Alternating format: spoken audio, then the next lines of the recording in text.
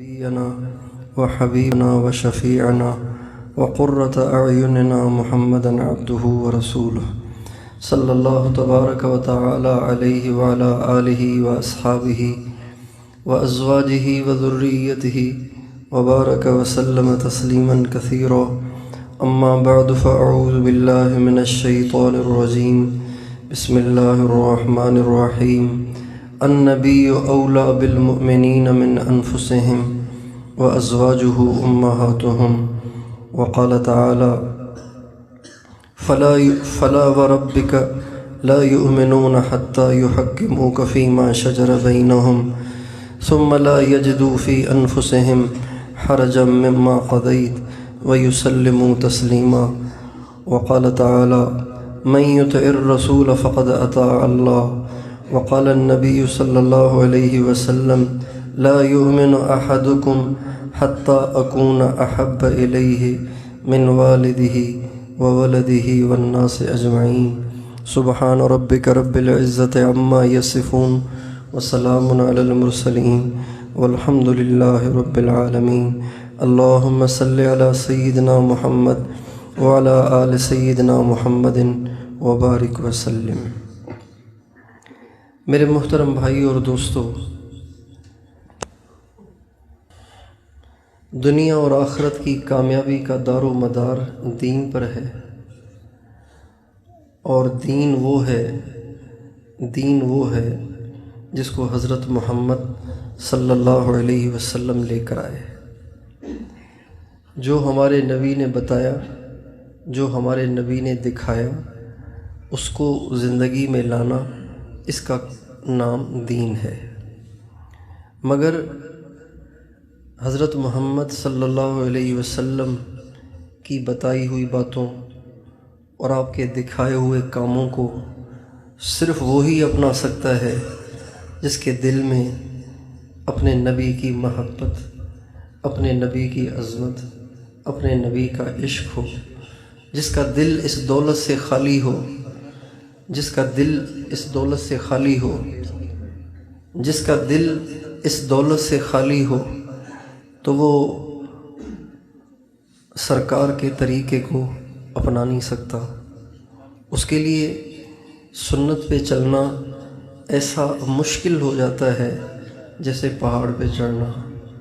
اس کے لیے نبی کی اتباع اتنی مشکل ہو جاتی ہے جیسے آسمان پہ چڑھنا، جیسے سر کے بل چلنا. لیکن جب دل اللہ کے نبی کی محبت سے آباد ہو جائے، اللہ کے نبی کی محبت سے منور ہو جائے، تو پھر ہر سنت پہ چلنا مشکل تو کیا، ہر سنت خواہش بن جاتی ہے، آرزو بن جاتی ہے، چاہت بن جاتی ہے. انسان کو جیسے خواہشات کو پورا کرنے میں مزہ آتا ہے، جب محبت آ جائے تو پھر اپنے آقا کے طریقے کو اپنانا، اس کو اس میں مزہ آتا ہے، اس کو اس میں لذت آتی ہے، اس کو اس میں ایک حلاوت سی محسوس ہوتی ہے. اس لیے سارا دین موقوف ہے نبی کی محبت پر. نبی کی محبت پر سارا دین موقوف ہے. اگر نبی سے محبت نہیں ہے تو دین پہ چلنا ناممکن ہے. اگر نبی سے محبت ہے تو دین پہ چلنا اتنا آسان ہے جیسے ایک بھوکے کے لیے کھانا کھانا. جیسے ایک بھوکے کے لیے کھانا کھانا آسان ہے، اس سے زیادہ آسان ہے ایک سنت کے عاشق اور نبی کے عاشق، رسول کے عاشق کے لیے ہر بات میں اپنے نبی کو فالو کرنا. اللہ کے نبی کی محبت یہ بنیاد ہے، اور اللہ کے نبی کی محبت صرف الفاظ کا نام نہیں ہے، بلکہ اللہ کے نبی کی جو محبت ہے وہ ایک کردار کا نام ہے، ایک انداز کا نام ہے، اور ایک اسٹائل کا نام ہے، ایک روپ کا نام ہے. محبت تو جوہر نہیں ہے، محبت تو عرض ہے. جوہر اسے کہتے ہیں جو نظر آئے، عرض اسے کہتے ہیں جو نظر نہ آئے. یہ دیوار جوہر ہے، یہ پنکھا جوہر ہے، یہ مائک جوہر ہے، لیکن بیماری جوہر نہیں ہے، وہ نظر نہیں آتی۔ درد یہ جوہر نہیں ہے، یہ عرض ہے، نظر نہیں آتا۔ درد نظر آتا ہے، خوشی نظر نہیں آتی، درد نظر نہیں آتا، دکھ نظر نہیں آتا، اداسی نظر نہیں آتی، حوصلہ نظر نہیں آتا، شجاعت نظر نہیں آتی۔ یہ عروض ہیں، یہ اندر میں رہتے ہیں، نگاہوں سے اسے دیکھا نہیں جاتا، لیکن اس کا اندازہ انسان کے کردار سے ہوتا ہے۔ چھت سے ایک چھپکلی گری تو ایک دم کسی نے پکڑ کے اسے کھڑکی سے باہر پھینک دیا، تو اس کا یہ کردار بتا رہا ہے بہادر آدمی ہے۔ چھت سے چھپکلی گری اور لگائی دوڑ مسجد سے باہر، اور ایک دم ڈر گیا اور گھبرا گیا اور سرک گیا، تو معلوم ہوتا ہے بزدل ہے، شجاع نہیں ہے، بزدل ہے۔ کسی نے اللہ کے نام پہ مانگا تو گردنی جھکا لی، تو معلوم ہوتا ہے بخیل ہے۔ کسی نے اللہ کے نام پہ مانگا تو ایک دم بٹوا نکال کے کچھ ہاتھ میں ڈال دیا، تو یہ کردار بتا رہا ہے کہ یہ سخی آدمی ہے، بخیل نہیں ہے۔ تو یہ جو محبت ہے یہ عرض ہے، یہ عروض میں سے ہے، یہ جوہر نہیں ہے، یہ ایک صفت ہے جس کو دیکھا نہیں جا سکتا۔ اس کو دیکھنے کا طریقہ یہی ہے کہ اگلا اپنے محبوب کی کتنی مانتا ہے، اگلا اپنے معشوق کی کتنی مانتا ہے۔ اگر بہت مانتا ہے تو بڑا عاشق، تھوڑی مانتا ہے تو تھوڑا عاشق، بالکل ہی نہیں مانتا تو یہ جھوٹا ہے، عشق کے دعوے ہیں، اس کے پاس عشق کے الفاظ ہیں، اس کے پاس عشق اور محبت کی حقیقت نہیں ہے۔ ہمارے نبی کی ساری زندگی ایک مکمل ضابطہ ہے، جیسے کھانا کھانے کا آپ کا ایک الگ اسٹائل ہے، پانی پینے کا ہمارے نبی کا ایک الگ اسٹائل ہے، آرام کرنے کا ہمارے نبی کا ایک الگ اسٹائل ہے، شادیوں کا، غمیوں کا، تجارت کا، زراعت کا، چال کا، چلن کا، گفتار کا، کردار کا، ہمارے نبی کا ایک الگ اسٹائل ہے۔ آپ بات کیسے کرتے تھے صحابہ نے بتایا ہوا ہے، آپ چلتے کیسے تھے صحابہ نے بتایا ہوا ہے، آپ کسی سے ناراض ہو جاتے تھے تو آپ کی ناراضگی کا انداز کیا ہوتا تھا صحابہ نے یہ بھی بتایا ہے، آپ کسی سے خوش ہوتے تھے تو آپ کی خوشی کا انداز کیا ہوتا تھا صحابہ نے یہ بھی بتایا ہے۔ اور آپ جب تھک جاتے تھے تو کیا کرتے تھے، آپ جب غمگین ہوتے تھے تو کیا کرتے تھے۔ صحابہ کہتے ہیں جب آپ علیہ السلام بہت زیادہ غمگین اور متفکر ہوتے تھے تو ہمیں اس کا پتہ ایسے چلتا تھا کہ آپ اپنی داڑھی کو یوں مٹھی میں پکڑ لیتے تھے۔ جب مٹھی میں اپنی مبارک داڑھی کو پکڑے ہوئے ہیں، مطلب ہے آقا بڑے غمگین ہیں، آقا بڑے پریشان ہیں، آقا بڑے فکر مند ہیں۔ یہ ہمارے نبی کی نشانی ہوتی تھی۔ ہمارے نبی کی پوری زندگی ہے، اس کو اپنانے کی ضرورت ہے۔ ہمارے نبی کی ایک سنت ہے، ہر سنت ہمارے نبی کی قیمتی ہے۔ آپ علیہ السلام کا ارشاد ہے من احیا سنتی عند فساد امتی فلہ اجر مئت شہید، جو میری اس امت کے بگاڑ کے زمانے میں میری ایک سنت کو بھی زندہ کرے گا، اللہ تعالیٰ اسے 100 شہیدوں کا اجر عطا فرمائیں گے۔ کیا مطلب 100 دفعہ شہید ہونے کا اجر عطا فرمائیں گے؟ کیا مطلب 100 دفعہ اللہ کے نام پہ مارے جانے کا اجر عطا فرمائیں گے؟ اچھا، 100 دفعہ مارے جانے کا اجر ملتا ہے، کیا مطلب؟ اس کا مطلب یہ ہے کہ یہ وہ زمانہ ہوگا جب کوئی سنت پہ چلے گا تو اس کو زبان کے تیر بہت سہنے پڑیں گے۔ جیسے میدان جنگ میں مجاہد کو کفار کی طرف سے لوہے والے تیر سہنے پڑتے ہیں، لوہے والی تلواریں سہنی پڑتی ہیں، اور لوہے کے نیزوں کے زخم آتے ہیں۔ امت کا جب بگاڑ کا زمانہ آئے گا، جب امت کے بگاڑ کا زمانہ آئے گا تو جب کوئی نوجوان اس دور میں، جب کوئی بوڑھا، جب کوئی مرد، جب کوئی عورت اس زمانے میں اپنے آقا کی ایک سنت کو اپنائے گا تو کوئی اسے زبان سے نیزے ڈالے گا، کوئی اس کو زبان کے ذریعے سے تلواروں کے زخم دے گا، کوئی اس کو زبان کے ذریعے سے تیروں کے زخم دے گا، یہاں تک کہ داڑھی رکھنے والے نوجوان کو اس کا ماحول چھلنی کر دے گا۔ ہمارے نبی فرماتے ہیں اس دور میں بھی کسی نے سنت کو اپنایا تو اسے 100 شہیدوں کا اجر ملے گا، 100 شہیدوں کا اسے اجر ملے گا۔ کسی لبرل گھرانے میں، کسی ماڈرن ماحول میں اگر کوئی نوجوان اپنے پانچے ٹخنوں سے اوپر کر لے تو اس کو 100 نہیں، اس کو 1000 زخم سہنے پڑتے ہیں، اس کو 1000 نہیں، ہزاروں زخم سہنے پڑتے ہیں۔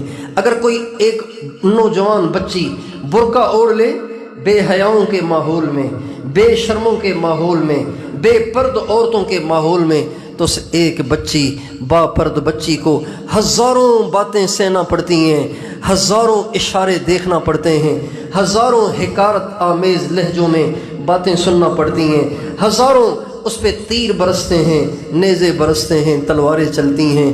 ہمارے نبی فرماتے ہیں اس دور میں جو سنت کو پکڑے ہوئے ہے، جس نے سنت کو زندہ کر رکھا ہے، اسے 100 دفعہ شہید ہونے کا اللہ تعالیٰ اجر عطا فرمائیں گے۔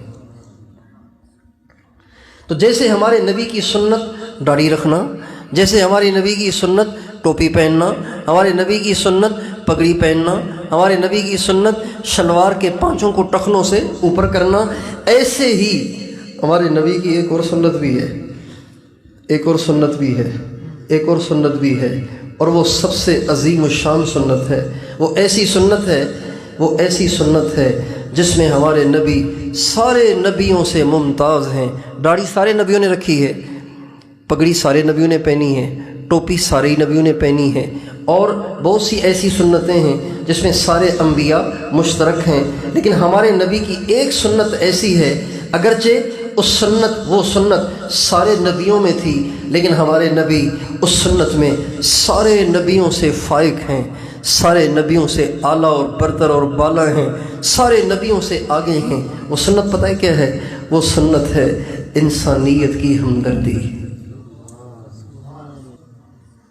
اوروں کا درد، اوروں کا غم، اوروں کے لیے بے چینی، خنجر لگے کسی کو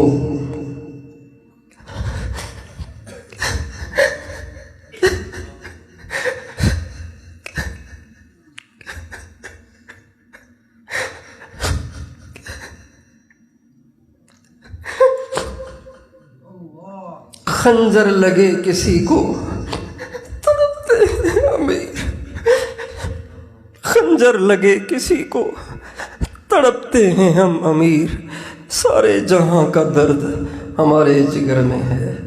یہ ہمارے آقا کی شان تھی۔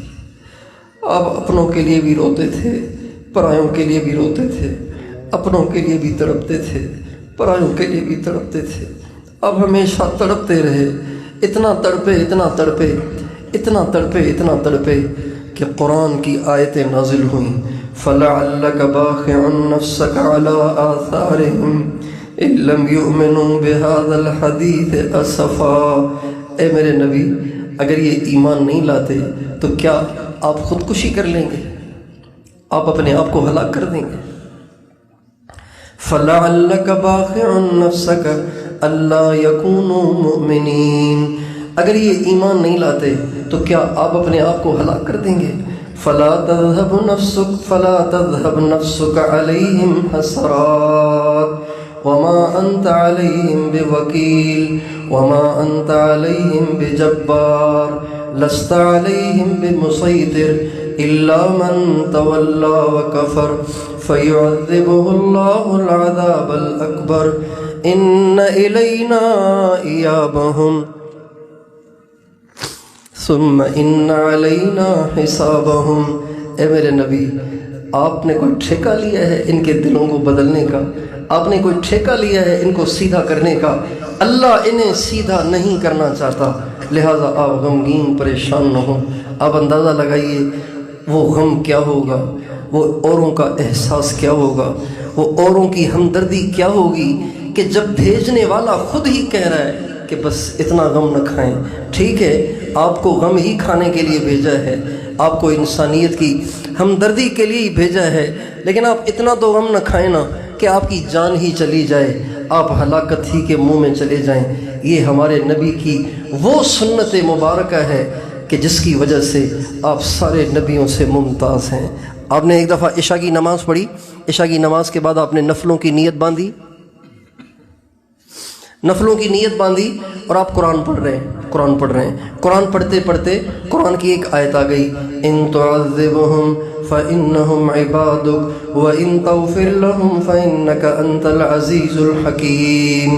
یہ حضرت عیسیٰ کی دعا ہے، اور آپ قرآن پڑھ رہے ہیں، ایک اور دعا آئی، رب انہن اضللن کثیرا من الناس فمن تبعنی فإنہ منی ومن عصانی فإنک غفور رحیم۔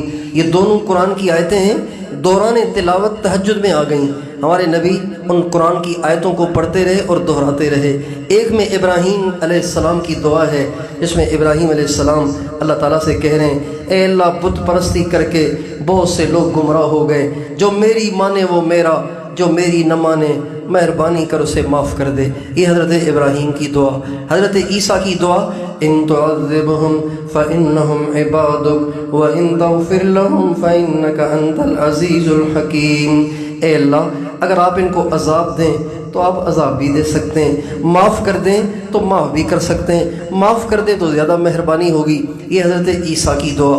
جب یہ دونوں نبیوں کی دعا کو ہمارے نبی نے دوران تلاوت فرمایا تو آپ کو اپنا دکھڑا جاگ اٹھا، اپنا درد آپ کا جاگ اٹھا، آپ کا اپنا زخم پھٹ پڑا اور بہہ پڑا، اور آپ نے چاہا کہ اب حضرت ابراہیم کی دعا بھی پڑھ لی، حضرت عیسیٰ کی دعا بھی پڑھ لی، اب میں اپنے الفاظ میں اپنی امت کے لیے کوئی دعا کروں۔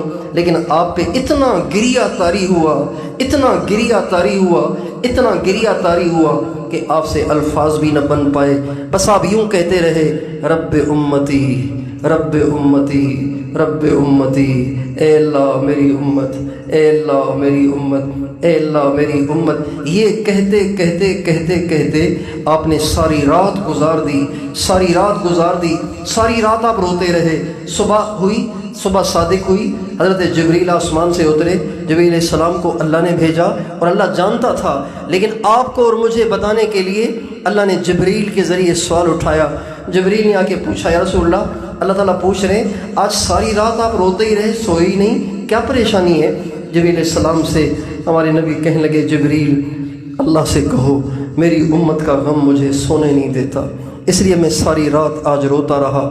جبریل گئے، اللہ کو بتایا، اللہ تعالیٰ نے پیغام بھیجا، اے میرے نبی آپ روئیں نہیں، انا سنرضیک فی امتک ولا نسوءک، ہم قیامت کے دن آپ کو آپ کی امت کے بارے میں راضی کریں گے، ناراض نہیں کریں گے، آپ کو راضی کریں گے، ناراض نہیں کریں گے۔ یعنی اس کا پس منظر یوں بنتا ہے کہ کل قیامت کے دن جب ہمارے نبی کی امت کے جہنمیوں کو کھڑا کیا جائے گا تو اللہ تعالیٰ اپنے کرم سے ایک بہت بڑی تعداد، ابھی حدیث میں الفاظ نہیں ہیں لیکن اشاروں سے کچھ باتیں سمجھ میں آتی ہیں، تو پس منظر کچھ یوں بنتا ہے کہ قیامت کے دن جہنمیوں کا ایک مجمع ہوگا، اللہ تعالیٰ ان میں سے ایک بہت بڑی تعداد کو جہنمیوں کی صفوں میں سے نکال کے جنتیوں کی صفوں میں کھڑا فرمائیں گے اور فرمائیں گے، میرے محبوب اب آپ راضی ہیں؟ راضی ہیں آپ؟ تو آپ علیہ السلام کہیں گے نہیں، کیسے راضی ہوں؟ ایک ماں کے 5 بچے گرفتار ہوں، صرف ایک ہی کی رہائی ہو تو ماں کیسے راضی ہوتی ہے؟ ایک کو رہائی کر کے اگر ایسے چھو کہے بڑی اماں اب تو خوش ہیں، کہا نہیں بیٹا 4 ابھی جیل میں ہیں، مجھے نیند کہاں آئے گی، مجھ سے کھانا کہاں کھایا جائے گا؟ تو قیامت کے دن اللہ ایک اور بڑے مجمع کو چھٹکارا دیں گے اور جہنمیوں کی صفوں سے نکال کے جنتیوں کی صفوں میں ڈالیں گے، اور گویا پوچھیں گے میرے نبی اب تو راضی ہو؟ کہیں گے یا اللہ اب بھی میرا دل تو خوش نہیں ہے۔ چنانچہ ایک اور جب ساری امت کے لیے جہنم سے نجات کا فیصلہ ہو جائے گا، پھر کہیں جا کے حضور راضی ہوں گے، انا سنرضیک فی امتک ولا نسوءک، اے میرے نبی ہم آپ کو آپ کی امت کے بارے میں ناراض نہیں کریں گے، راضی کریں گے۔ وَلَسَوْفَ يُعْطِيكَ رَبُّكَ فَتَرْضَىٰ وَالضُّحَىٰ وَاللَّيْلِ إِذَا سَجَىٰ مَا وَدَّعَكَ رَبُّكَ وَمَا قَلَىٰ وَلَلْآخِرَةُ خَيْرٌ لَكَ مِنَ الْأُولَىٰ وَلَسَوْفَ يُعْطِيكَ رَبُّكَ فَتَرْضَىٰ أَلَمْ يَجِدْكَ يَتِيمًا فَآوَىٰ۔ اے میرے نبی، کل قیامت کے دن اتنا دوں گا، اتنا دوں گا، اتنا دوں گا کہ آپ خود کہیں گے اللہ اب میں راضی ہوں۔ یہ ہمارے نبی کا امتیاز ہے، یہ ہمارے نبی کا امتیاز ہے کہ دنیا میں سب سے زیادہ کسی کا احساس رکھنے والے، کسی کا درد محسوس کرنے والے، کسی کی ہمدردی کرنے والے، کسی کی خیر خواہی کرنے والے ہمارے نبی ہیں۔ ہمارے نبی کا ارشاد ہے کل قیامت کے دن محشر کے میدان میں مجھے بلایا جائے، کھڑا کیا جائے گا، ساری دنیا کھڑی ہوگی، ہمارے نبی بھی کھڑے ہوں گے۔ چنانچہ آپ فرماتے ہیں کل قیامت کے دن جب ساری دنیا محشر کے میدان میں کھڑی ہوگی تو اللہ تعالیٰ مجھے فرمائیں گے میرے محبوب دنیا تو کھڑی ہے، آپ تو کھڑے نہ ہوں، آپ تو تشریف رکھیں۔ چنانچہ آپ فرماتے ہیں میرے لیے ایک ممبر لایا جائے گا، میدان محشر میں رکھا جائے گا، اور اللہ تعالیٰ فرمائیں گے میرے محبوب دنیا بے شک کھڑی رہے، آپ اس ممبر پہ تشریف رکھیں۔ آپ علیہ السلام فرماتے ہیں جب میرے سامنے وہ ممبر لایا جائے گا تو میں امتحان میں آ جاؤں گا کہ ہائے کروں تو کیا کروں۔ اگر ممبر پہ بیٹھ جاؤں تو یہ بھی تو ہو سکتا ہے کہ یہ ممبر مجھے اڑا کے جنت میں لے جائے، پیچھے میری امت بے آسرا ہو جائے، میری امت بے سہارا ہو جائے، اور اگر اللہ کی بات کا انکار کروں تو کہیں اللہ نہ ناراض ہو جائے۔ اب ممبر کا انکار بھی نہیں کرنا اور بیٹھنا بھی نہیں ہے، کروں تو کیا کروں۔ آپ فرماتے ہیں اس وقت اللہ مجھے سجھائے گا اور میں اپنا ہاتھ اس ممبر پہ رکھوں گا اور اللہ پاک سے کہوں گا اللہ تیرا ممبر سر آنکھوں پر، لیکن بیٹھوں گا تب جب ساری امت کو پہلے جنت میں بھیج دوں۔ کوئی کر سکتا ہے ایسے؟ اتنا ہمدرد کوئی کسی کا ہو سکتا ہے؟ اللہ تعالیٰ فرماتے ہیں یوم یفر المرء من اخیہ وامہ وابیہ وصاحبتہ وبنیہ لکل امرئ منہم یومئذ شأن یغنیہ وجوہ یومئذ مسفرہ ضاحکۃ مستبشرہ ووجوہ یومئذ علیہا غبرہ ترہقها قطرہ اولئک هم الکفرۃ الفجرہ۔ اللہ فرماتے ہیں قیامت کا دن اتنا دہشتناک ہوگا، اتنا خوفناک ہوگا، اتنا بھیانک ہوگا کہ ایک ماں جس نے بچوں کو اپنے پیٹ سے جنا ہے، ان کا پیشاب اور پاخانہ اٹھایا ہے، ان کو 9 مہینے پیٹ میں پالا پوسا ہے اور ہمیشہ زندگی بھر ان سے محبت کا اظہار کیا ہے، وہ ماں بھی اس وحشتناک دن میں جب بچوں کو دیکھے گی تو ادھر منہ کر کے بھاگ جائے گی، کہیں میرے بچے مجھ سے کوئی نیکی نہ مانگ لیں اور مجھے خود ہی نیکیوں کی ضرورت ہے۔ ماں بھی بھاگ جائے گی، باپ بھی بھاگ جائے گا، بچے بھی بھاگ جائیں گے، رشتہ دار بھی بھاگ جائیں گے، بھائی بھی بھاگ جائیں گے، بیوی بھی بھاگ جائے گی، اور بیوی کو دیکھ کر خاوند بھاگ جائے گا، کوئی کسی کو کام ہی نہیں آئے گا۔ اس دن حضور فرما رہے ہیں اے اللہ تیرا ممبر سر آنکھوں پہ، لیکن بیٹھوں گا تب جب پہلے اپنی امت کو جاتا دیکھ لوں۔ حضرت کعب احبار نے ایک دفعہ حضرت عمر سے کہا، حضرت عمر کو چونکہ تورات میں بھی جہنم کے تذکرے تھے، یہ کعب احبار یہودیوں کے بہت بڑے عالم تھے، حضرت عمر کے زمانے میں مسلمان ہوئے، تو حضرت عمر نے ان سے کہا خوفنا یا کعب، اے کعب کوئی قیامت کی باتیں تو سناؤ، کوئی جہنم کی باتیں تو سناؤ۔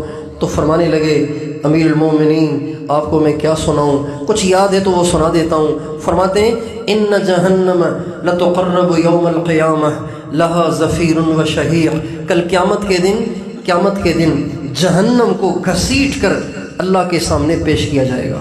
جہنم کی 70 لگامیں ہوں گی، ہر لگام سے 70,000 فرشتوں نے پکڑا ہوا ہوگا، یہ کروڑ فرشتے اس کو پکڑے ہوئے ہوں گے اور اس کو گھسیٹ کر میدان محشر کی طرف لا رہے ہوں گے، لیکن جہنم ایسے چیخ اور چلا رہی ہوگی کہ ایسے لگے گا جیسے یہ کروڑوں فرشتوں کے ہاتھ سے چھوٹ کے اس سارے میدان کو بھسم کر دے گی۔ چنانچہ اس جہنم کو کھینچ کے میدان محشر میں جب لایا جائے گا تو حضرت کعب احبار کہتے ہیں فزفر زفرتن، جب وہ اللہ کے سامنے پیش ہوگی تو وہ جہنم ایک چیخ مارے گی، اور وہ چیخ اتنی زوردار ہوگی کہ لم یبق نبی ولا شہید ولا صدیق الا جثا علی رکبتیہ ساخطا. وہ چیخ اتنی خوفناک ہوگی کہ ہر نبی، ہر ولی، ہر صدیق گھٹنوں کے بل زمین پہ گر جائے گا، گھٹنوں کے بل زمین پہ گر جائے گا. حضرت کعب احبار حضرت عمر سے کہنے لگے وَلَوْ كَانَ لَكَ يَا ابْنَ الْخَطَّابِ يَوْمَئِذٍ عَمَلُ 70 نَبِيًّا لَظَنَنْتَ أَنَّكَ لَا تَنْجُو. اے خطاب کے بیٹے، اگر اس دن تیرے نام اعمال میں 70 نبیوں کی نیکیاں بھی ہوں گی تب بھی تجھے بچنے کی امید نہیں ہوگی. وہ اتنی خوفناک گھڑی ہوگی. میدان محشر کا سب سے زیادہ خوفناک لمحہ یہ والا ہوگا جس میں نبی بھی گر جائیں گے، گھٹنوں کے بل گر جائیں گے. فرشتے عرش سے چمٹ جائیں گے، فرشتے عرش سے چمٹ جائیں گے. انبیاء، صدیقین، شہداء گھٹنوں کے بل گر جائیں گے. پھر فرمانے لگے، حضرت کعب کہنے لگے اے خطاب کے بیٹے، اس دن حضرت مریم، حضرت عیسیٰ اپنی ماں مریم کو بھی بھول جائیں گے، حضرت ابراہیم اپنے بیٹے اسماعیل اور اسحاق کو بھی بھول جائیں گے. اس دن کوئی کسی کو یاد نہیں کرے گا. یہ میدان محشر کا عمومی ماحول ہوگا، لیکن اس پورے شور و غل میں صرف ایک آواز ہوگی جو کسی اور کے لیے مانگ رہی ہوگی، جو کسی اور کے لیے تڑپ رہی ہوگی، جو کسی اور کے لیے پکار رہی ہوگی. وہ انہی سرکار دو عالم وجہ کائنات جن کا گنبد مدینے میں ہے، جن کا روزہ مدینے میں ہے، وہ وہی ہوں گے کہ جو اس بھرے مجمع میں صرف اکیلے ہوں گے، جو اوروں کے لیے رو رہے ہوں گے، اوروں کے لیے تڑپ رہے ہوں گے. اور اس دن بھی آپ کی جو پکار ہوگی وہ یہ ہوگی رب امتی، اے اللہ میری امت. یہ ہمارے نبی کی سب سے بڑی سنت ہے. اوروں کے لیے تڑپنا، اوروں کے لیے رونا، اوروں کے لیے بے قرار ہونا. ساری دنیا دوزخ سے بچ جائے، ساری دنیا جنت میں چلی جائے، اس غم میں غمگین ہونا، اس تڑپ میں تڑپنا، اس بے سکونی میں بے سکون ہونا، اس بے چینی میں بے چین ہونا، اس بے چینی میں نیند کا اڑ جانا، کھانے کا چھوٹ جانا، اپنی جان تک کی پرواہ نہ ہونا، یہ ہمارے نبی کی سنت ہے. حضرت عبداللہ بن عباس فرماتے ہیں کان رسول اللہ صلی اللہ علیہ وسلم دائم الفکر متواصل الاحزان. اللہ کے نبی اکثر گہری سوچ میں رہتے تھے، اکثر مراقبے کی کیفیت میں رہتے تھے. دائم الفکر کا مطلب ہے اکثر آپ سوچ میں رہتے تھے، گم رہتے تھے، اللہ کی محبت میں مگن رہتے تھے، اللہ کی عظمت میں کھوئے رہتے تھے. متواصل الاحزان، ہمیشہ غمگین رہتے تھے، ہمیشہ غمگین رہتے تھے. ہمارے نبی نے زندگی میں بہت غم دیکھے، بہت غم دیکھے، اتنے غم دیکھے، اتنے غم دیکھے کہ دنیا میں کوئی بھی اتنے غم نہیں دیکھے گا جتنے ہمارے نبی نے غم دیکھے. لیکن ان غموں کا اثر ہمارے نبی کی زندگی میں زیادہ ظاہر نہیں ہوتا، زیادہ ظاہر نہیں ہوتا. اللہ نے آپ کو 3 بیٹے دیے، 3 بیٹے دیے، 4 بیٹیاں دیں، 3 بیٹے. سب سے پہلے حضرت قاسم، پھر حضرت عبداللہ، پھر حضرت ابراہیم. یہ 3 بیٹے دیے. تینوں بیٹے اللہ نے واپس لے لیے، جھولی ہی اللہ نے خالی کر دی. لیکن ہمارے نبی کی پوری سیرت میں، آپ کی پوری زندگی میں، آپ کی دعاؤں میں کہیں اس غم کے آثار نظر نہیں آتے، سوائے اس گھڑی کے جب حضرت ابراہیم آپ کے بڑھاپے کے بچے آپ کی گود میں ہیں اور آپ کی گود میں ان کی روح پرواز کر رہی ہے اور آپ غمگین ہو رہے ہیں اور آپ فرما رہے ہیں اے ابراہیم تیرا باپ تیرے لیے کچھ نہیں کر سکتا. تیرا باپ اس معاملے میں ایسے ہی بے بس ہے جیسے ایک عام آدمی بے بس ہے. پھر آپ فرما رہے تھے ان العین تدمع والقلب يحزن وانا بفراقك یا ابراہیم لمحزون. ابراہیم آنکھ سے آنسو ہیں، دل بڑا بے قرار اور غمگین ہے اور تیری جدائی کا بڑا غم ہے، لیکن میں زبان سے وہی کہوں گا جس میں اللہ راضی ہے. کتنا بڑا غم ہے. 3 بیٹے تینوں ہی واپس لیے جائیں، کتنا بڑا غم ہے. 4 بیٹیاں دیں، 4 اللہ نے بیٹیاں دیں. سب سے بڑی حضرت زینب، پھر حضرت رقیہ، پھر حضرت ام کلثوم، پھر حضرت فاطمہ الزہرا. سب سے پیاری، سب سے اچھی، سب سے افضل حضرت بی بی فاطمہ الزہرا رضی اللہ عنہا. 3 بیٹیاں آپ کی زندگی میں دنیا سے چلی گئیں. حضرت زینب زخموں سے چور دنیا سے چلی گئی. حضرت رقیہ بھی چلی گئیں، حضرت ام کلثوم بھی چلی گئیں، اور یہ حضرت رقیہ کا جب انتقال ہوا تو حضور جنازے میں بھی نہیں آ سکے، ہمارے نبی جنازے میں نہیں آ سکے۔ یہ جو لوگ تبلیغ والوں پہ اعتراض کرتے ہیں نا کہ ماں مر گئی اور جنازے میں نہیں آیا، باپ مر گیا اور جنازے میں نہیں آیا، رشتہ دار مر جاتے ہیں جنازے میں نہیں آتے، بھائیوں کی شادیاں ہوتی ہیں شادیوں میں نہیں آتے، یہ ان کا اعتراض فضول ہے، سیرت سے لا علمی کی وجہ سے ہے۔ ہمارے نبی کی بیٹی رقیہ کا جنازہ ہمارے نبی نے نہیں پڑھا، ہمارے نبی اس وقت بدر میں تھے، حضرت رقیہ کا پیچھے انتقال ہوا، ہمارے نبی حضرت عثمان کو چھوڑ گئے تھے، اور حضرت عثمان کو خود چھوڑ گئے تھے کہ میری بیٹی بیمار ہے، اس کی تیمارداری آپ کریں، ہم جا رہے ہیں بدر میں کفار سے لڑنے کے لیے۔ چنانچہ ہمارے نبی جب بدر سے واپس آئے تو بڑی خوشی کا موقع تھا، اس لیے کہ یہ پہلا اسلام اور کفر کا معرکہ تھا جس میں اللہ تعالیٰ نے اسلام کو فتح عطا فرمائی، اور کفر کے بڑے بڑے سرغنے سب کٹ گئے، ذبح ہو گئے، ہلاک ہو گئے، اور 70 بڑے بڑے سردار ان کے قید ہو گئے۔ تو یہ تو بڑا عید کا موقع تھا، لیکن ہمارے نبی کو عید کبھی بھی ہراس نہیں آئی، ہمارے نبی کو کبھی بھی کوئی خوشی ہراس نہیں آئی۔ ادھر یہ خوشی ملی، اب واپس آ رہے ہیں تو آپ نے دیکھا حضرت عثمان قبر پہ بیٹھے رو رہے ہیں۔ آپ کو اس وقت پتہ، واٹس ایپ تو تھا نہیں، آپ کو اس وقت پتہ چلا کہ میری بیٹی دنیا سے چلی گئی ہے۔ آپ قبر پہ تشریف لائے، دیکھا حضرت عثمان رو رہے ہیں، آپ نے حضرت عثمان کو اٹھایا اور فرمایا عثمان لا تبکی یا عثمان، عثمان رو نہیں، فإن اللہ عز وجل فإن اللہ فہذا جبرائیل اخبرنی ان اللہ عز وجل امرنی ان ازوجک اختہا۔ عثمان رو نہیں، ابھی جبریل آئے تھے میرے پاس، مجھے کہہ رہے تھے یا رسول اللہ عثمان کی ایک بیوی مر گئی ہے، کوئی عرض نہیں، آپ اپنی دوسری بیٹی عثمان کے نکاح میں دے دیں۔ پھر آپ نے فرمایا واللہ لو کانت عندی مئۃ تموت واحدۃ بعد واحدۃ لزوجتکھا اخری۔ عثمان، میرے پیارے عثمان، اگر میری 100 بیٹیاں ہوتی نا اور میں تیرے نکاح میں ایک دے دیتا، وہ فوت ہو جاتی تو ایک اور دے دیتا، وہ بھی فوت ہو جاتی ایک اور دے دیتا، میرے عثمان میں 100 کی 100 بیٹیاں تیرے نکاح میں دے دیتا۔ کتنے بڑے بڑے صدمے ہیں یہ۔ حضرت رقیہ چلی گئیں، حضرت ام کلثوم چلی گئیں، حضرت زینب چلی گئیں، 3 بیٹے چلے گئے، بچپن میں ماں چلی گئی، 4-5 سال کی عمر ہے ماں چلی گئی، باپ کو تو دیکھا ہی نہیں۔ 8 سال کے ہوئے دادا چلے گئے، 8 سال کے ہوئے تو دادا چلے گئے، بے سہارا، بے یارو مددگار ہو گئے۔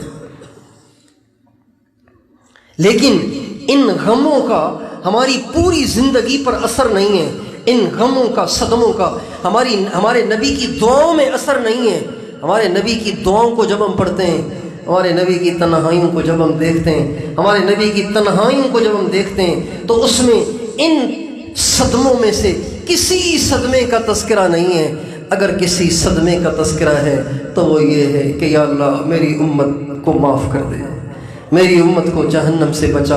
آپ گھر میں تشریف لائے اماں عائشہ سے ملنے کے لیے، اماں عائشہ فرماتی ہیں اس دن آپ علیہ السلام بڑے خوش تھے، بڑے حشاش بشاش تھے، تو میں نے کہا یا رسول اللہ آج آپ میرے لیے دعا کریں نا، تو آپ نے کہا ابھی کرتا ہوں۔ آپ نے اسی وقت دعا کر دی، اللہم اغفر لعائشہ ما تقدم من ذنبها وما تأخر وما اعلنت وما اسرت۔ اے اللہ میری عائشہ کی بخشش کر، کامل اور مکمل بخشش کر۔ یہ ہمارے نبی نے دعا کی۔ اماں عائشہ کہتی ہیں اس دعا سے مجھے اتنی خوشی ہوئی کہ میری ہنسی چھوٹ گئی اور ہنس ہنس کے میں دوہری ہو گئی، میرا سر میری گود میں آ گرا۔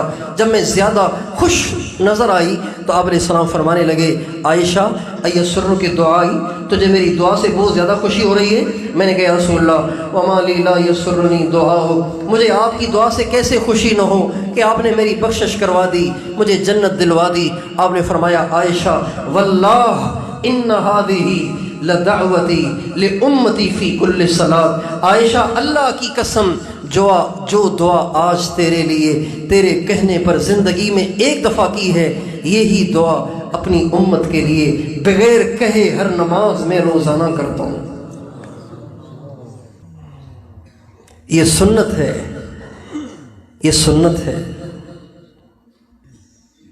ساری دنیا دوزخ سے بچ جائے، کوئی جہنم میں نہ جائے، یہ غم کھانا، اس کے لیے رونا اور تڑپنا، اس کے لیے بے قرار ہونا، اس کے لیے سر تن دھڑ کی بازی لگانا، یہ ہمارے نبی کی سنت ہے، یہ ہمارے نبی کی سنت ہے۔ آپ علیہ السلام سفر سے واپس تشریف لائے تو آپ کی عادت شریفہ یہ تھی، آپ اندازہ لگائیں اپنی بیٹی سے آپ کو کتنی محبت تھی۔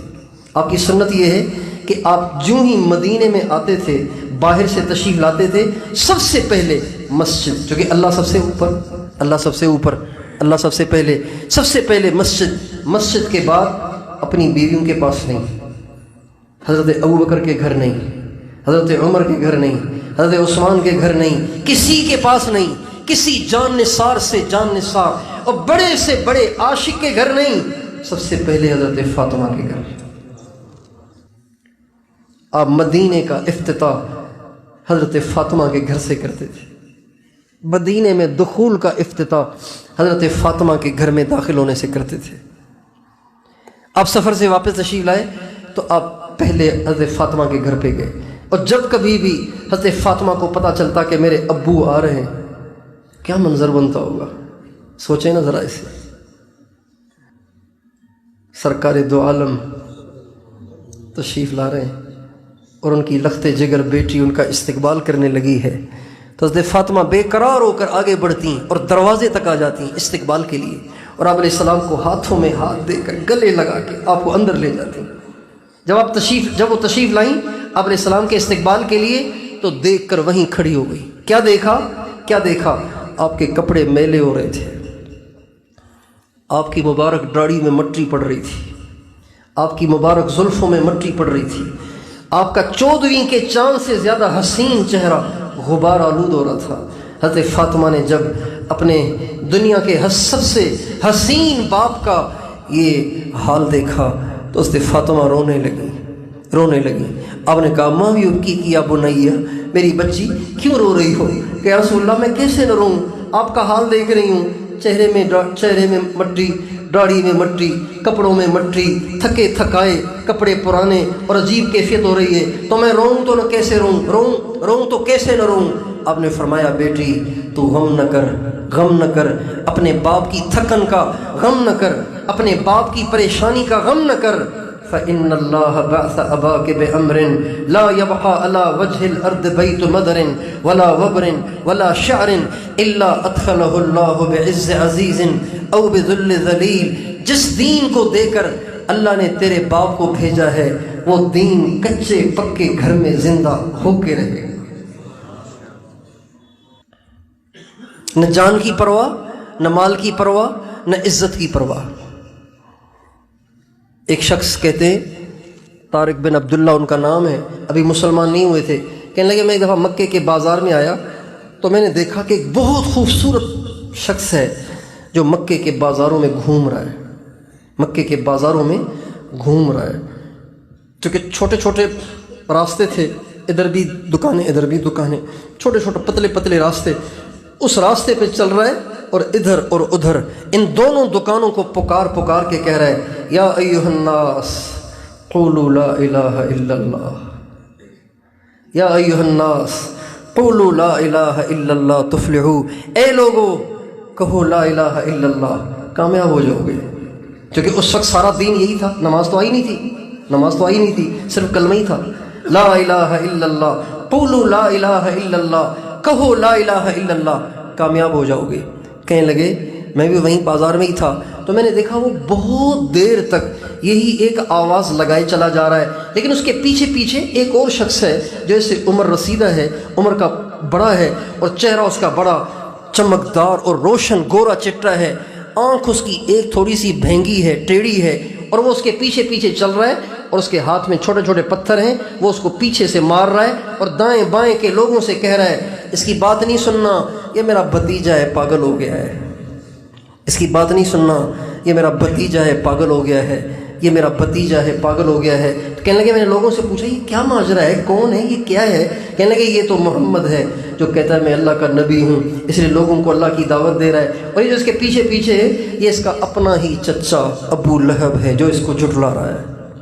کہنے لگے اسی طرح وہ دعوت دیتے رہے، اس طرح وہ اعلان کرتے رہے، اس طرح وہ لوگوں کو بات سناتے رہے، کرتے حتی انتصف النہار، یہاں تک کہ سورج بالکل سر پہ آ گیا، دن کے 12 بج گئے، 12:15 بج گئے، صبح کا چلا ہوا اور دوپہر ہو گئی، ان بازاروں میں گھومتا گھومتا اور لوگوں کو دعوت دیتا دیتا، لوگوں کو کلمے کی طرف بلاتا بلاتا آدھا دن گزر گیا۔ جب آدھا دن گزر گیا تو بازار میں سے 4 شخص اٹھے، ایک نے اٹھ کر زور سے ان کے منہ پہ تماچا مارا، ایک نے اٹھ کر ان کا گریبان چاک کر دیا، ایک نے اٹھ کر مٹی اٹھائی اور ان کے سر میں ڈال دی، اور ایک نے، اس بدبخت نے اٹھ کر اپنے منہ سے گندگی نکال کے ان کے مبارک چہرے پہ ڈال دی۔ یہ 4 شخصوں نے ان کے ساتھ یہ کیا۔ اتنے میں میں نے دیکھا، وہ طارق بن عبداللہ کہتے ہیں، اتنے میں نے ایک دیکھا کہ ایک چھوٹی بچی ہے جس کے ہاتھ میں پانی کا پیالہ ہے، وہ بھاگی بھاگی آ رہی ہے، اور وہ اتنی خوبصورت ہے کہ اس کے آنے سے روشنی پیدا ہو رہی ہے۔ جاریتن وضیعتن، ایک خوبصورت چھوٹی بچی ہے، اور اتنی چھوٹی بچی ہے کہ جب دوڑ رہی ہے، پیالے کو لے کر دوڑ رہی ہے، تو اس کی چادر اس کے سینے سے ہٹ رہی ہے، اس کی چادر اس کے سینے سے ہٹ رہی ہے۔ جب وہ بچی قریب آئی تو اس بچی نے آ کر ان کو جن کے ساتھ یہ ہو رہا تھا، ان کے ہاتھ میں وہ پیالہ پکڑایا، اور اس سے وہ اپنا منہ بھی دھونے لگے، اپنے بالوں کو بھی دھونے لگے، اور آپ فرمانے لگے یا بنیۃ خمری علیک نہرکی، بیٹی چھاتی پہ کپڑا ڈالو، بیٹی چھاتی پہ کپڑا ڈالو۔ پھر فرمانے لگے یا بنیۃ لا تخشی علی ابیک غیلۃ ولا ذلۃ فإن اللہ مانع اباک، غم نہ کر، تیرے باپ کو کوئی ہلاک کر دے گا، تیرے باپ کا محافظ اللہ ہے۔ تو وہ کہتے ہیں میں نے پوچھا یہ کون تھے؟ کہا بس یہ وہ ہیں جو اس کی نہیں سمجھتے، نہیں مانتے۔ کہا یہ بچی کون ہے؟ کہا یہ محمد الرسول اللہ ہیں، یہ رسول اللہ کی بیٹی حضرت زینب ہے۔ نہ عزت کی پرواہ، نہ جان کی پرواہ، نہ مال کی پرواہ، نہ اہل و عیال کی پرواہ، نہ کسی کی پرواہ، ساری دنیا دوزخ سے بچ جائے اور جنت میں جانے والی بن جائے، بس یہی غم ہے آپ کو۔ اب جسے حضور سے محبت ہوگی، یہ نہیں ہو سکتا کہ اس میں حضور والا غم نہ ہو۔ اگر نہیں ہے تو محبت نہیں ہے، محبت ہے تو غم ہوگا، غم نہیں ہے تو محبت نہیں ہے۔ یہ غم، یہ بے قراری اور بے چینی دلیل ہے کہ نبی کا عاشق ہے، نبی سے محبت ہے۔ دیکھیں جس سے محبت ہو وہ سر پکڑ کے بیٹھا ہوا ہو، آپ کہہ لگائیں گے؟ آپ سے پوچھتا ہوں بھائی بتاؤ نا، جس سے محبت ہو وہ تو سر پکڑ کے بیٹھا ہوا ہے ٹینشن میں، آپ کہہ لگائیں گے؟ آپ کہہ لگائیں گے؟ اگر آپ کو غم، اب آپ کو عشق ہے تو آپ بھی ان کو دیکھ کے غمگین ہو جائیں گے، آپ بھی ان کو دیکھ کے غمگین ہو جائیں گے۔ ایک دفعہ حضرت ابوبکر صدیق اور حضرت عمر، نہیں، آپ علیہ السلام اور حضرت ابوبکر، یہ دونوں کسی وجہ سے، وہ لمبا واقعہ ہے، پورا نہیں سنانا، دونوں حضرات رو رہے تھے، اوپر سے حضرت عمر آ گئے، یا رسول اللہ آپ دونوں کیوں رو رہے ہیں؟ اگر کوئی ایسی بات ہے تو مجھے بھی تو سنائے نا، تاکہ میں بھی آپ کے ساتھ رہوں۔ محبت ہے نا، تو آپ رو رہے ہیں تو اچھا نہیں لگے گا نا میں خاموش بیٹھا رہوں، آپ مجھے وجہ بتائیں تاکہ میں بھی آپ کے ساتھ رہوں۔ جسے محبت ہوگی اس میں نبی کا غم ضرور ہوگا، جسے محبت ہوگی اس کے دل میں نبی کا جذبہ ضرور ہوگا۔ جس کو محبت ہوگی وہ کبھی سنت سے اعراض نہیں کرے گا، کبھی سنت کو آر نہیں سمجھے گا، کبھی سنت کو ہلکی نگاہوں سے نہیں دیکھے گا، کبھی سنت کو چھوڑے گا نہیں، کبھی سنت سے ہٹے گا نہیں، کبھی سنت سے ٹلے گا نہیں۔ وہ ہمیشہ اپنی جان سے زیادہ عزیز رکھے گا سنت کو، جان سے زیادہ عزیز رکھے گا سنت کو۔ تو آج اس سنت کی بڑی کمی ہے، ہمارا دیندار طبقہ بھی آج سنت سے غافل ہے، آج سنت میں کوتاہی برت رہا ہے کہ ساری دنیا کہاں جا رہی ہے۔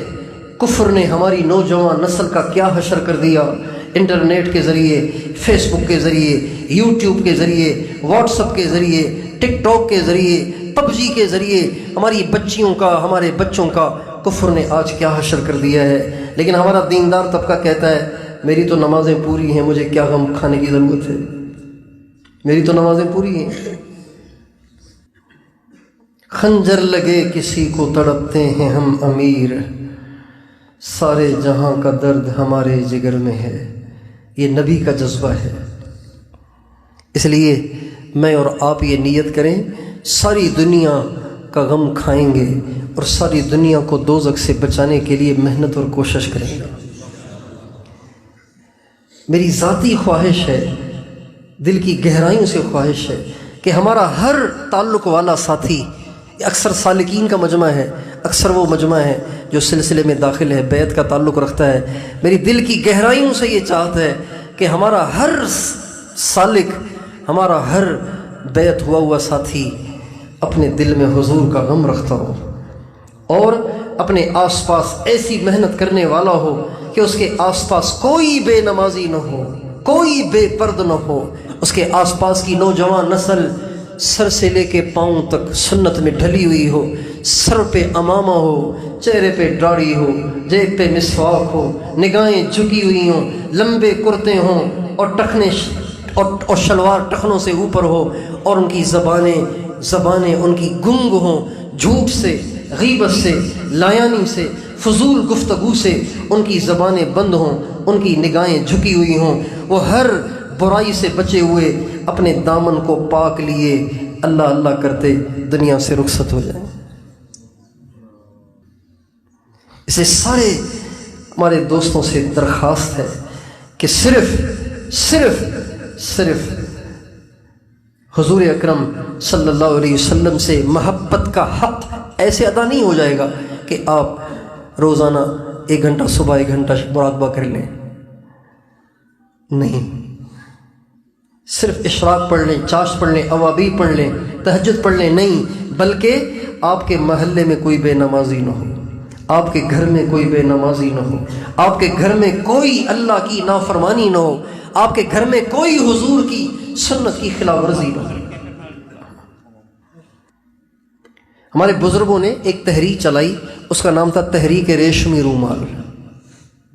تحریک ریشمی رومال، ریشمی رومال اس تحریک کا نام اس لیے پڑا کہ اس کے اوپر بغاوت، انگریزوں کے خلاف بغاوت کے سارے اصول و ضوابط لکھے گئے تھے، ایسے طریقے سے کہ پڑھے نہیں جا سکتے تھے، متعلقین کو ہی پڑھ سکتے تھے، باقی نہیں پڑھ سکتے۔ ریشمی رومال کے اوپر وہ سب کچھ لکھے ہوئے تھے۔ اب ریشمی رومال کو کون سمجھے گا اس میں کوئی دستاویز ہے، اس میں کچھ لکھا ہوا ہوگا؟ رومال پہ تو کچھ نہیں لکھا جاتا نا۔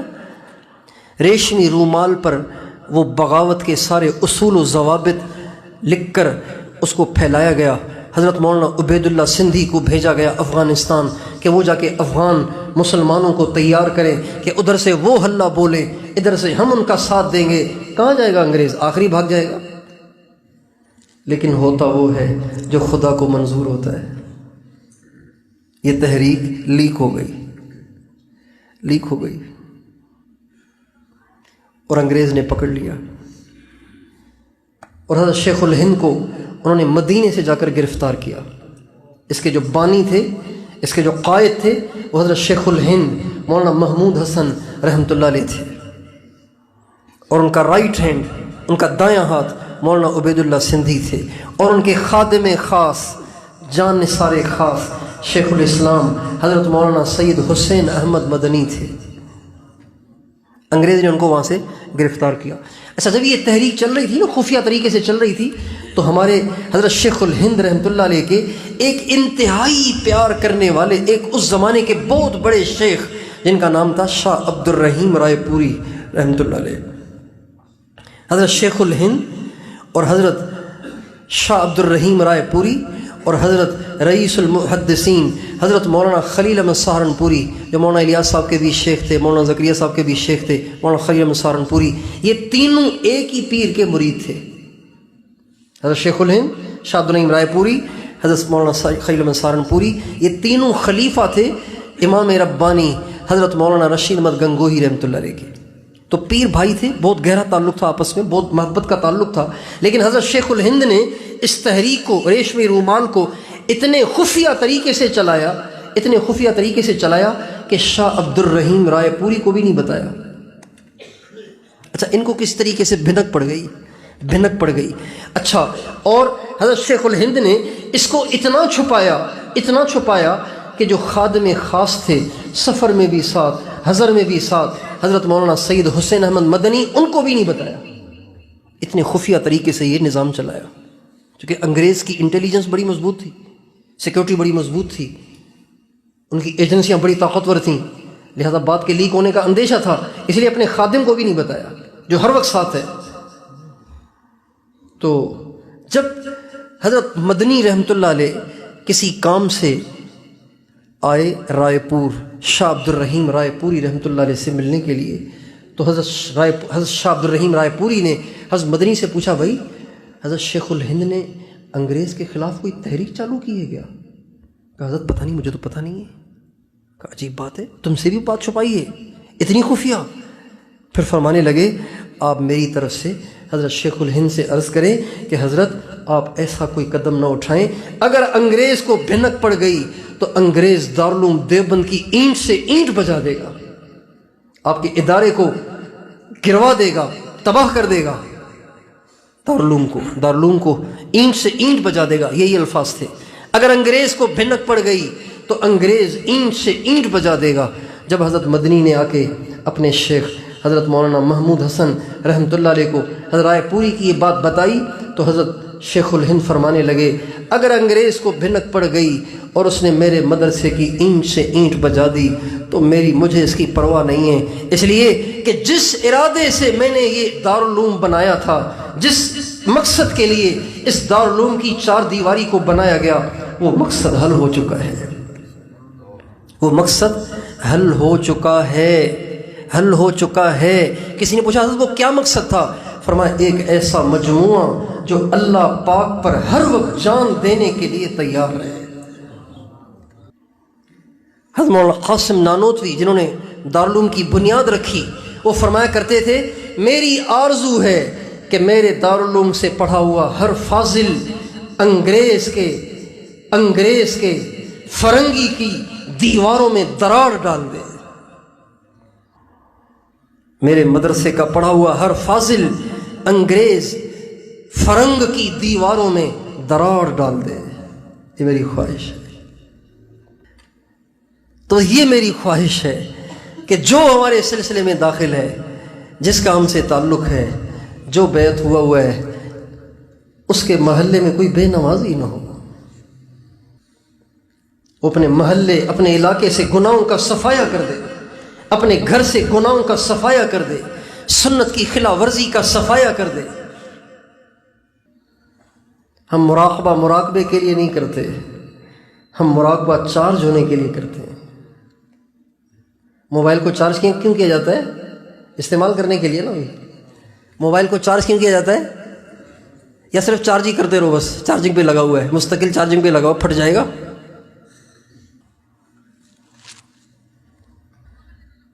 کوئی بے نمازی نہ ہو، کوئی بے پرد نہ ہو. جہاں دیکھیں کسی مسلمان کے چہرے سے ڈاڑھی صاف ہے، آپ کی ہائے نکل جائے، ہائے اسی حال میں مر جائے گا، حضور کو کتنا دکھ ہوگا. جب دیکھیں کوئی یونیورسٹی، جب کوئی کالج دیکھیں، یونیورسٹی دیکھیں، جہاں لڑکے لڑکیاں کٹھے آ رہے ہیں، جا رہے ہیں، ہاتھوں میں ہاتھ دیے ہوئے، باہوں میں بائیں ڈالی ہوئی ہیں، تو بے قرار ہو جائیں کہ ہائے میرے محبوب کی امت کو کیا ہو گیا. یہ تو دنیا کو حیا کا سبق پڑھانے والے تھے. بڑے شوق سے سن رہا تھا زمانہ، ہم ہی سو گئے داستاں کہتے کہتے. ایک جماعت چل رہی تھی ایک ملک میں، یورپ کے ایک ملک میں. تو انہوں نے، مسجد تو تھی نہیں، تو ایک پارک میں انہوں نے نماز پڑھی، پارک میں نماز پڑھی. تو لڑکے لڑکیاں اکٹھے ہو گئے، یہ کیا کر رہے، جمع ہو گئے.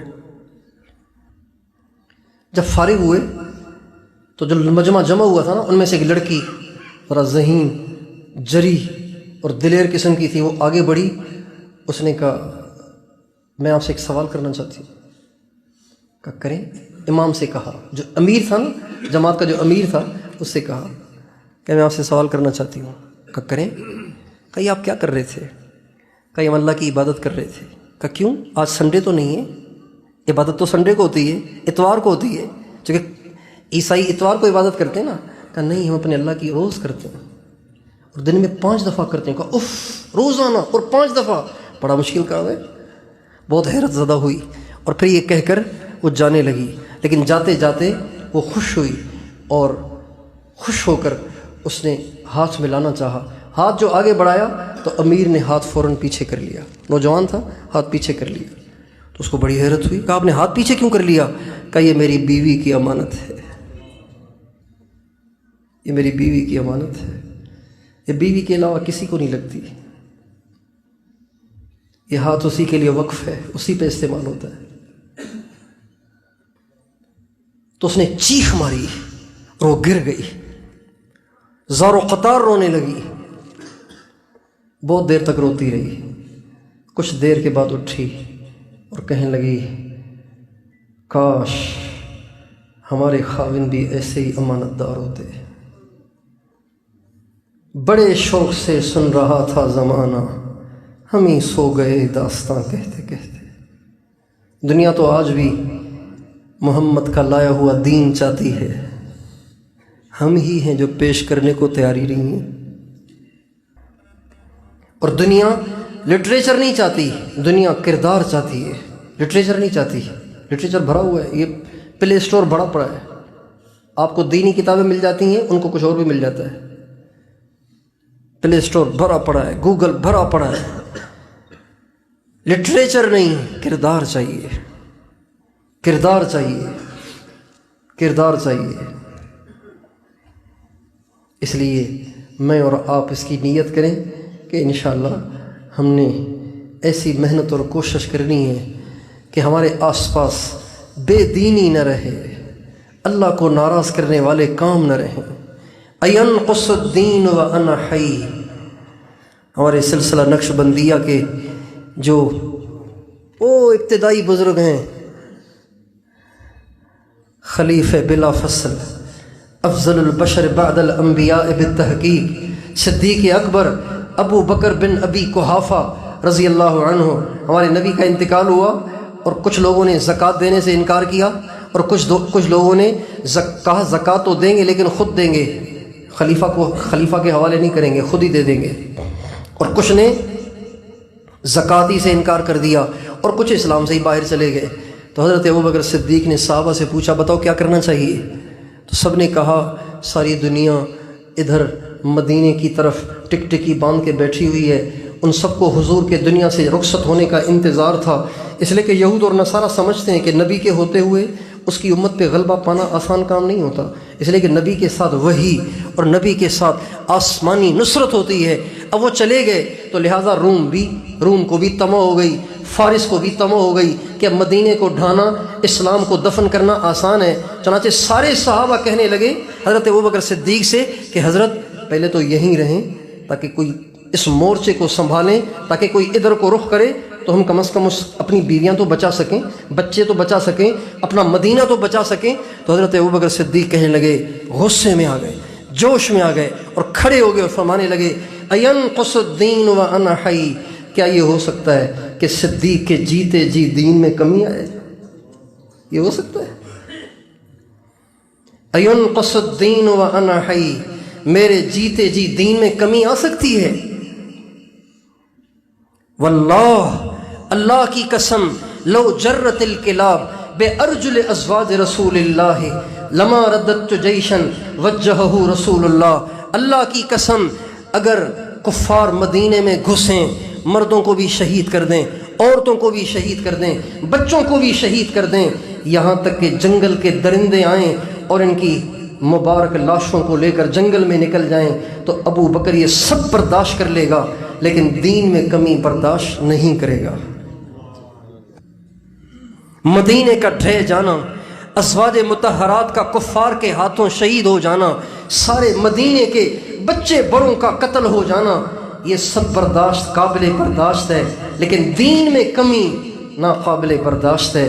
پھر فرمانے لگے اگر تم نہیں چلتے تو ابو بکر اکیلا جائے گا، یہ کہہ کے گھوڑے پہ چڑھ گئے، اور گھوڑے پہ چڑھ کر جب ایڑ لگانے لگے تو سب سے آگے حضرت علی بڑھے اور انہوں نے حضرت ابوبکر صدیق کی لگام کو، گھوڑے کی لگام کو پکڑا اور فرمایا ابو بکر آج میں تجھ سے وہی کہتا ہوں جو تجھے احد میں حضور نے کہا تھا۔ حضرت ابوبکر صدیق احد میں بھی ایسے ہی آگے آگے بڑھ بڑھ کے لڑ رہے تھے، تو ہمارے نبی نے کہا ابوبکر ذرا پیچھے ہو، ابھی ہمیں تیری بڑی ضرورت ہے۔ ابوبکر ذرا پیچھے ہو، ابھی ہمیں تیری بڑی ضرورت ہے۔ تو فرمانے لگے، حضرت علی فرمانے لگے ابوبکر آج میں تجھ سے وہی کہتا ہوں جو تجھے احد کے دن اللہ کے نبی نے کہا تھا۔ ابوبکر زیادہ جوش نہ دکھا، ہم تیرے ساتھ ہیں، اتنا آگے نہ بڑھ، ابھی ہمیں تیری ضرورت ہے۔ چنانچہ سب صحابہ نے ان کا ساتھ دیا۔ تو کیا خیال ہے، اپنے علاقوں میں دین کو زندہ کریں گے؟ اپنے گھروں میں دین کو زندہ کریں گے؟ یہ نہیں کہ بیوی تو فجر میں ہی نہیں اٹھی اور آپ بیٹھے ہیں مصلی پہ، آپ کارگزاری سناتے ہیں کہ جی میرے اعمال پورے ہیں، 6 مہینے ہو گئے، اگلا سبق دے دیں۔ ایسے نہیں،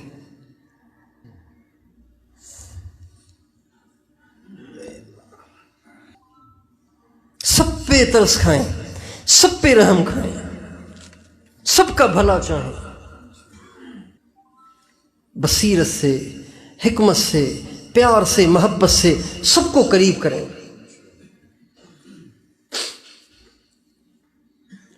اور میں کہتا ہوں اپنے ساتھیوں سے، جو پیار کریں نا ان سے کم تعلق رکھو، جو آپ کو نہ چاہیں ان کے زیادہ قریب رہا کرو۔ محبت کرنے والوں میں رہنے والے بگڑ جاتے ہیں، ان کے اخلاق بگڑ جاتے ہیں، ان میں عجب اور کبر آ جاتا ہے، اور جو نہ چاہنے والوں کے بیچ میں رہتے ہیں نا ان کا نفس بالکل سیدھا رہتا ہے۔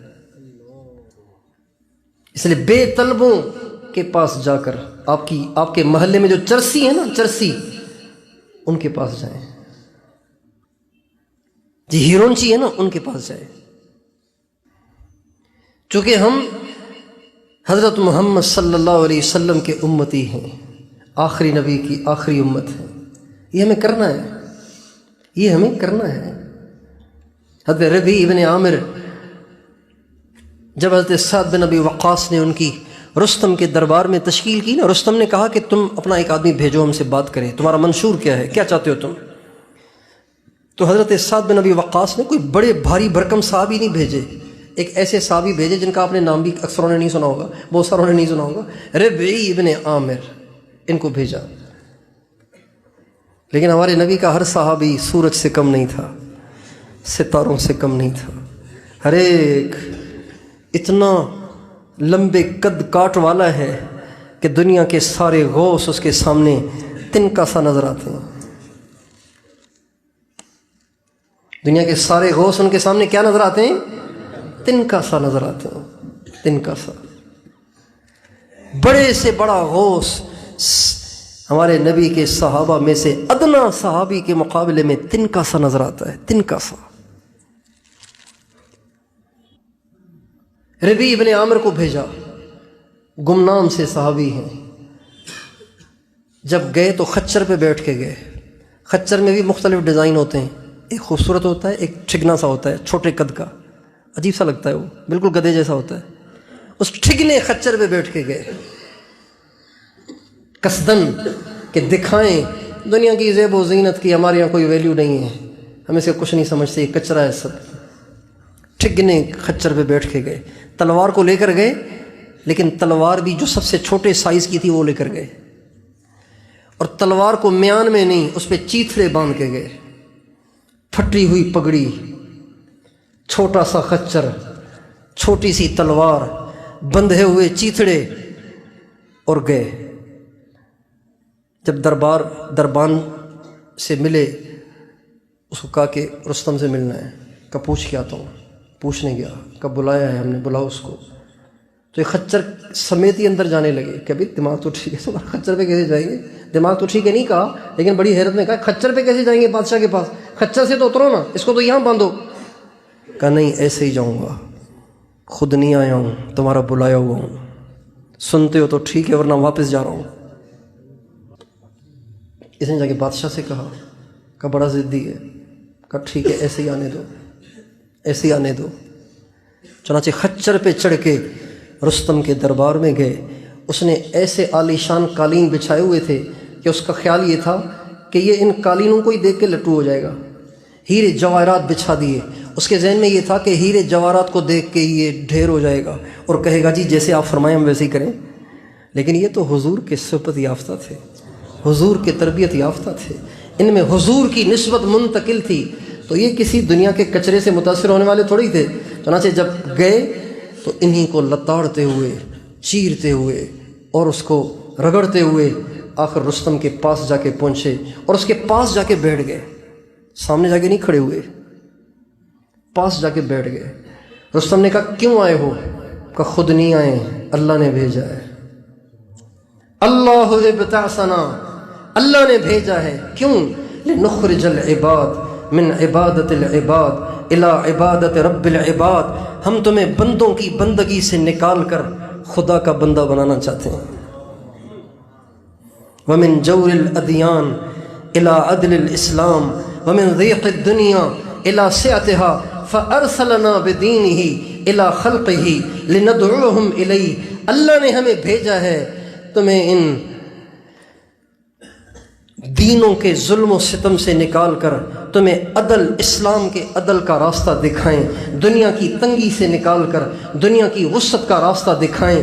اللہ نے ہمیں اپنا دین دے کر بھیجا ہے تاکہ ہم تمہیں اس کی دعوت دیں۔ فَأَرْسَلَنَا بِدِينِهِ إِلَىٰ خَلْقِهِ لِنَدْعُوَهُمْ إِلَيْهِ، اللہ نے ہمیں اپنا دین دے کر بھیجا ہے تاکہ ہم اس کی مخلوق کو اس کے دین کی دعوت دیں۔ یہ ہے مسلمان کا مقصد،